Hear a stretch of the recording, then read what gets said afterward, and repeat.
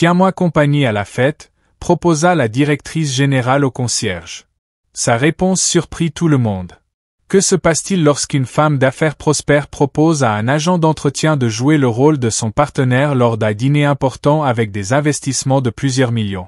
Ce qui semblait n'être qu'un accord simple se transforma en une chaîne d'événements qui changea non seulement de vie, mais aussi le destin d'une entreprise entière. C'est l'histoire de la façon dont un mensonge mena à la vérité, et comment une rencontre fortuite donna naissance à un grand amour. Avant de commencer, dites-nous en commentaire de quelle partie du monde vous nous regardez aujourd'hui. À 10 heures du soir, dans un immeuble de bureau à Mexico, seule une lumière restait allumée, au 23e étage. Alejandra Mendoza, directrice générale de Mytech, était assise à son bureau, le regard fixé sur l'écran de son ordinateur portable. Ses doigts restaient suspendus au-dessus du clavier, tandis qu'une question tournait en boucle dans sa tête. Comment convaincre les investisseurs qu'elle était capable de réussir malgré les rumeurs sur sa solitude? Elle s'adossa à son fauteuil, sentant le silence du bureau peser sur elle. À ce moment-là, on frappa à la porte. « Entrez », dit Alejandra, sans lever les yeux de l'écran. Un homme en uniforme bleu d'agent d'entretien entra, poussant un chariot rempli de produits de nettoyage. Diego Ramirez, de petite taille, aux cheveux sombres soigneusement coiffés et au regard fatigué, lui fit un signe de tête. « Excusez-moi, Sonora Mendoza, je peux revenir plus tard si vous êtes occupé, » dit-il avec un léger accent colombien. Alejandra le regarda, remarquant pour la première fois qu'il se tenait avec une certaine assurance, sans la nervosité des autres employés de ménage. Elle fit un geste de la main. « Non, ça va. Commencez par les fenêtres, vous ne me dérangerez pas. » Diego se mit au travail. Ses gestes étaient précis, presque mécaniques, comme s'il les avait répétés des milliers de fois. Pour se distraire de ses pensées, Alejandra demanda « Vous êtes au Mexique depuis longtemps ?» Il s'arrêta, un chiffon à la main, et la regarda avec une légère surprise. « 5 ans, répondit-il. Et vous? » Elle sourit en entendant son accent, proche du sien, vénézuélien. 7. Venezuela, Colombie, acquiesça-t-il. Mais nous, les émigrés, nous nous reconnaissons toujours, n'est-ce pas? Ils éclatèrent de rire, ce qui détendit l'atmosphère. La conversation s'engagea naturellement. Alejandra apprit que Diego avait quitté Bogota à cause de la crise économique, laissant derrière lui son poste de professeur en télécommunications. Elle partagea comment elle avait quitté Caracas pour sauver son rêve de fonder une entreprise technologique. Ils parlèrent tous deux des difficultés d'adaptation et de la manière dont Mexico était devenu leur nouveau foyer, malgré certaines réserves. « Ici, c'est différent, » dit Diego en nettoyant la vitre. « Les gens ne voient que ton travail, pas qui tu étais avant. » Alejandra acquiesça, ressentant dans ses mots l'écho de sa propre solitude. Elle pensa soudain au dîner avec les investisseurs qui approchaient. Son associé, Roberto, insinuait sans cesse que sa vie personnelle était une faiblesse et que les investisseurs pouvaient douter de sa stabilité. Elle avait besoin de quelqu'un pour détourner leur attention. « Diego, » dit-elle sur un coup d'impulsion, « avez-vous des projets demain soir ?» Il s'immobilisa, méfiant. « Des projets? Non, juste le travail et la maison. J'ai un dîner important avec des investisseurs. Il me faut un accompagnateur. Quelqu'un qui puisse tenir la conversation. Je vous paierai, ajouta-t-elle rapidement en voyant son regard sceptique. Diego fronça les sourcils. L'idée semblait étrange, presque insultante. Il était agent d'entretien, elle était PDG. Pourquoi lui? Sonora, je ne suis pas sûr d'être à ma place. Je ne fais pas partie de votre milieu. Vous êtes un immigré, comme moi, rétorqua Alejandra. Vous savez ce que c'est que de se battre. Et je vous ai vu parler, vous vous en sortirez très bien. Diego secoua la tête. L'idée de se faire passer pour quelqu'un d'autre ne lui plaisait pas, mais il pensa à la facture du traitement médical de sa fille Luna, 20 000 pesos pour des médicaments, une somme qu'il ne pouvait pas payer avec son salaire. Il soupira. « Pourquoi moi ?» demanda-t-il. Alejandra le fixa droit dans les yeux. « Parce que j'en ai assez d'être seul à ces dîners. Et je crois que vous comprenez ce que cela signifie de devoir prouver sa valeur. » Diego resta silencieux. Il pensa à Luna, à son rêve de devenir médecin, à la promesse qu'il lui avait faite d'une vie meilleure. Cette proposition pouvait être une chance, mais elle comportait des risques. Et s'il était démasqué? Et si c'était un piège? Mais l'argent, ils en avaient besoin. Je vais y réfléchir, finit-il par dire, mais je dois en parler à ma fille. Alejandra hocha la tête, sentant son cœur battre plus vite. Elle ne s'attendait pas à faire une telle proposition, mais quelque chose chez Diego, son calme, son histoire lui faisait croire qu'il ne la décevrait pas. Ou peut-être était-ce seulement son espoir désespéré. Très bien, dit-elle. Donnez-moi votre réponse demain. Et merci d'avoir parlé avec moi. Diego partit, la laissant seule dans le silence du bureau.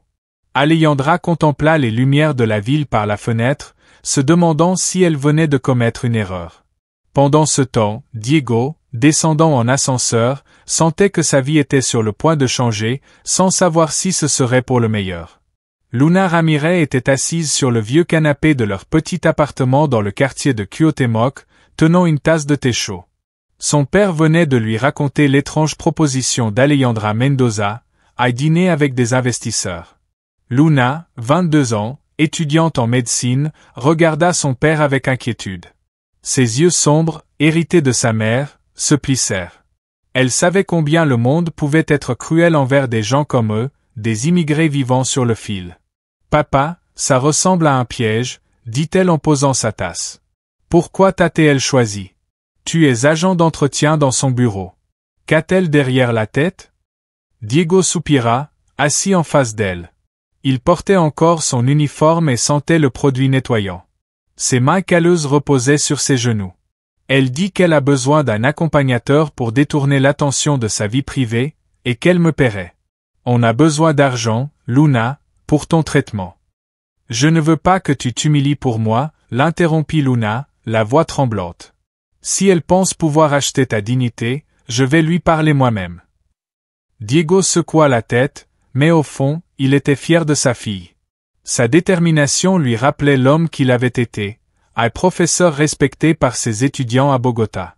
Mais aujourd'hui, il n'était plus qu'un agent d'entretien, et cette proposition, bien que risquée, pouvait ouvrir des portes. D'accord, dit-il. Mais si tu veux la rencontrer, sois prudente. Elle n'est pas facile. Le lendemain, Luna se tenait devant le bâtiment de verre de Mytech, réajustant nerveusement son sac à dos. Elle avait insisté pour rencontrer Alejandra afin de s'assurer que celle-ci n'exploitait pas son père. À l'accueil, une secrétaire la conduisit au bureau du 23e étage.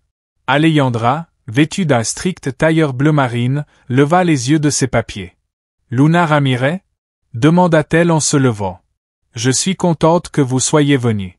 Votre père m'a parlé de vous. » Luna ne sourit pas et fit un pas en avant. Ses baskets crissèrent sur le sol brillant. « Je suis ici pour m'assurer que vous respectez mon père, » dit-elle directement. « Il n'est pas un jouet pour vos jeux avec les investisseurs. Si vous voulez qu'il assiste à ce dîner, traitez-le comme un professionnel, pas comme un homme désespéré. » Alejandra resta figée, surprise par la franchise de la jeune fille, puis son visage s'adoucit. Elle désigna le fauteuil en face d'elle. « Asseyez-vous, Luna. Je comprends votre inquiétude. Parlons-en. » Elles discutèrent presque une heure. Luna parla de la maladie qui l'avait obligée à interrompre ses études pendant 1 an et de la façon dont son père s'était sacrifié pour elle. Alejandra confia comment elle-même avait lutté contre la solitude en fondant une entreprise au Venezuela. Leur conversation fut tendue mais honnête. Luna partit avec le sentiment qu'Alejandra était sincère, mais elle ne lui faisait pas encore totalement confiance. De retour à son bureau, Alejandra réfléchit. Luna avait raison, Diego méritait du respect. Mais comment le lui prouver? Elle se souvint soudain d'un problème technique avec un nouveau projet, les serveurs perdaient constamment la connexion. Elle fit venir Diego dans son bureau. « J'ai un problème », dit-elle en lui montrant l'écran affichant un rapport d'erreur. « Nos ingénieurs n'arrivent pas à trouver la cause. Vous m'avez dit avoir enseigné les télécommunications. Pouvez-vous regarder ?» Diego, toujours en uniforme, jeta un regard sceptique à l'écran. Il ne s'attendait pas à ce genre de demande.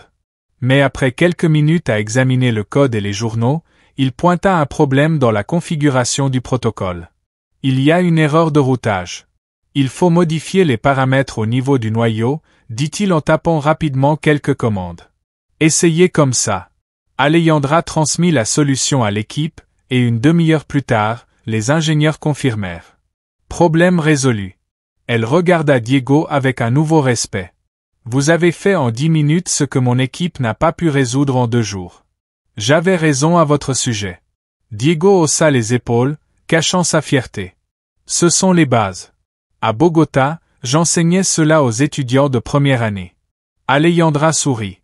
Son instinct ne l'avait pas trompé. Au dîner, nous serons partenaires. Pas de jeu. Je vous présenterai comme consultant. D'accord? Diego hésita. Luna restait opposée à l'idée, mais cette proposition lui paraissait honnête. L'argent comptait, mais plus important encore était ce sentiment de dignité qu'il n'avait pas éprouvé depuis longtemps. D'accord, mais pas de surprise. Je veux savoir à quoi m'attendre. Alejandra acquiesça, soulagée. Ils passèrent en revue les détails du dîner. Qui serait présent, de quoi parler, comment se comporter. Diego écoutait attentivement, mémorisant nom et sujet. Il comprenait que ce dîner n'était pas seulement un repas, mais un test. Au fond de lui, il se sentait prêt. Quand il partit, Alejandra resta dans son bureau, contemplant la ville. Son cœur battait plus vite que d'habitude. Elle ne voulait pas seulement impressionner les investisseurs, elle voyait quelque chose de vrai chez Diego. Mais si elle se trompait? Et si ce risque ruinait sa réputation? Elle chassa ses pensées. Demain, tout serait décidé. Dans une boutique de l'Avenida Présidente Masaryk, Amiré avait du mal à se reconnaître. Le nouveau costume gris foncé choisi par Alejandra lui allait parfaitement, mais il se sentait étranger dedans. Alejandra, à ses côtés, appela cela un investissement et insista pour qu'il ne s'inquiète pas du prix. Diego acquiesça, mais la tension montait en lui. Ce soir, il devait jouer le rôle du consultant, pas de l'homme d'entretien. Pourrait-il tromper des gens habitués au luxe? Au restaurant luxueux de l'hôtel Palanca, la table était dressée pour 8 personnes. Les verres en cristal étincelaient sous la lumière des lustres, et derrière les fenêtres scintillaient les lumières de Mexico. Alejandra présenta Diego comme son consultant en télécommunications. La principale investisseuse, Patricia Guzman, une femme d'une 50aine d'années au regard perçant, lui serra la main. « Enchantée, dit-elle. Alejandra m'a parlé de votre expérience. » Diego sourit, cachant sa nervosité. Autour de la table se trouvait Roberto, associé d'Alejandra, avec son épouse Carla, 2 hommes d'affaires de Guadalajara et un autre investisseur. La conversation débuta sur le marché technologique en Amérique latine. Se souvenant de ses cours à Bogota, Diego parla avec assurance d'infrastructures réseau et de 5G. Patricia l'écoutait attentivement et posait des questions, auxquelles il répondait clairement, donnant des exemples tirés de la Colombie et du Mexique. Intéressant, dit Patricia en prenant des notes. Vous avez une approche pratique. Où avez-vous travaillé auparavant? Diego sentit Roberto se crisper. Il répondit de manière évasive. J'ai enseigné à l'université, conseiller des entreprises. Roberto, en sirotant son vin, lança. Enseigner? Vraiment? Et maintenant, que faites-vous, Diego? Des consultations, n'est-ce pas? Son ton transpirait la moquerie. Alejandra lui lança un regard d'avertissement, mais Diego ne se laissa pas déstabiliser. Oui, des consultations, et un peu de nettoyage des désordres laissés par d'autres, dit-il avec un léger sourire. Patricia éclata de rire, tandis que Roberto fronçait les sourcils. Le reste de la soirée se déroula sans accroc. Diego resta sûr de lui, même quand les discussions devinrent très techniques. Alejandra l'observait avec surprise et soulagement, il était dans son élément. À la fin du dîner, Patricia tendit sa carte à Diego. « Appelez-moi. Nous avons besoin de gens comme vous. » En raccompagnant les invités, Roberto murmura à Alejandra. « Tu es sûr que cet homme est le bon choix? Il n'est pas des nôtres. Il a prouvé qu'il en était capable. » « Et toi? » répondit-elle froidement avant de partir, laissant Roberto contrarié. Tenant la carte dans sa main, Diego ressentit un mélange de fierté et d'inquiétude. Il avait réussi, mais quelque chose lui disait que ce n'était que le début des problèmes. Il avançait dans le couloir des bureaux de Mytech, poussant son chariot de produits de nettoyage, quand la voix froide de son chef d'équipe retentit. « Ramirez, dans mon bureau. Maintenant. » Diego sentit son estomac se nouer. Un jour seulement s'était écoulé depuis le dîner avec les investisseurs, et les rumeurs s'étaient déjà répandues. Il entra dans le petit bureau, où une mauvaise surprise l'attendait. « Vous étiez au dîner avec Madame Mendoza ?» demanda le responsable, tenant son téléphone ouvert sur une page de réseau social. « Ici, ils écrivent que vous êtes un homme de ménage, pas un consultant. C'est vrai ?» Diego resta silencieux, regardant l'écran. Quelqu'un avait publié une photo du dîner, légendé, l'homme de ménage joue au businessman lors de la soirée MTech. Les commentaires étaient pleins de moqueries. Il reconnut la main de Roberto. Le partenaire d'Alandra ne cachait pas son antipathie. Ce n'est pas un conflit d'intérêts, continua le responsable. Vous pourriez perdre votre emploi. Diego serra les dents. Il s'attendait à des problèmes, mais pas à cela. L'humiliation brûlait, comme s'il était rejeté à nouveau dans cette vie qu'il avait quittée à Bogota. J'ai fait ce qu'on m'a demandé, dit-il doucement. Si c'est un problème, je partirai. Il rentra chez lui, où Luna, voyant son visage, comprit immédiatement que quelque chose n'allait pas. Diego lui raconta le poste et la menace de licenciement. Luna éclata. « C'est ce Roberto. »« Oui. Il t'a piégé. Papa, tu ne dois pas rester silencieux. »« Je ne veux pas de problème pour Alandra, » répondit Diego. « Elle m'a fait confiance, et maintenant, à cause de moi, sa réputation est en jeu. » Pendant ce temps, au bureau de Mantec, Alandra gérait les conséquences. Patricia Guzman, principale investisseuse, reporta une réunion, invoquant des incertitudes. 2 clients renoncèrent à leur contrat, et Roberto convoqua une réunion d'urgence du conseil d'administration. Il accusa ouvertement Alandra de manque de professionnalisme, affirmant que son coup avec l'homme de ménage sapait la confiance dans l'entreprise. « Vous nous avez tous mis dans une situation embarrassante, dit-il lors de la réunion. Comment pouvons-nous faire confiance à vos décisions ?»